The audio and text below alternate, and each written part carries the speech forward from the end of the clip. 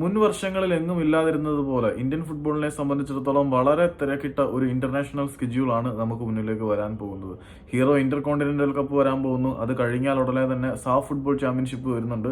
അങ്ങനെ നിരവധി മത്സരങ്ങൾ ചെറിയൊരു ഇന്റർവെല്ലിനിടയിൽ വെച്ചിട്ട് ഇന്ത്യൻ നാഷണൽ ഫുട്ബോൾ ടീം കളിച്ചു തീർക്കാൻ പോവുകയാണ്. ഇന്ത്യൻ സൂപ്പർ ലീഗ് വന്നതോടുകൂടി ഡൊമസ്റ്റിക് ഫുട്ബോളിലും ഒരുപാട് മത്സരങ്ങൾ നടക്കുന്നുണ്ട്.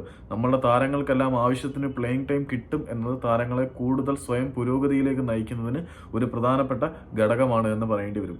ജൂൺ 9 നമ്മളുടെ ഇന്റർ കോണ്ടിനെന്റൽ കപ്പിലെ ആദ്യ മത്സരം മംഗോളിയക്കെതിരെ നടക്കും. ഭുവനേശ്വറിൽ വെച്ചിട്ടാണ് ആ മത്സരം. അതിനുശേഷം ജൂൺ 12 ഇന്ത്യയും വണൌട്ടും തമ്മിലാണ് അടുത്ത മത്സരം നടക്കുന്നത്. അത് രണ്ടും വൈകുന്നേരം 7:30 തന്നെയാണ്.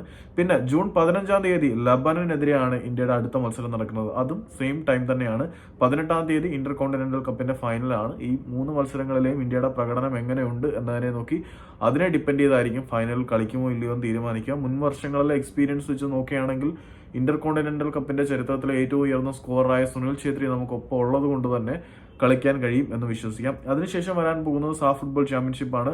21 പാകിസ്ഥാനെതിരെയാണ് ഇന്ത്യയുടെ ആദ്യത്തെ മത്സരം. അതിനുശേഷം 24 നേപ്പാളിനെതിരെ അടുത്ത മത്സരം. പിന്നെ 27 കുവൈറ്റിനെതിരെയുള്ള മത്സരം. പിന്നെ 1 സെമി ഫൈനൽ മത്സരമാണ്. അതിൽ ക്വാളിഫൈഡ് ആയാൽ സെമി ഫൈനലിൽ കളിക്കാം. പിന്നെ 4 ഫൈനലാണ്. അതിൽ ക്വാളിഫൈ ആയാൽ അതും കളിക്കാം. ജൂലൈ 1-4 ആണ് ഈ 1 4 എന്ന് പറഞ്ഞത്. അപ്പം ഏകദേശം കിട്ടിയെന്ന് വിശ്വസിക്കുന്നു.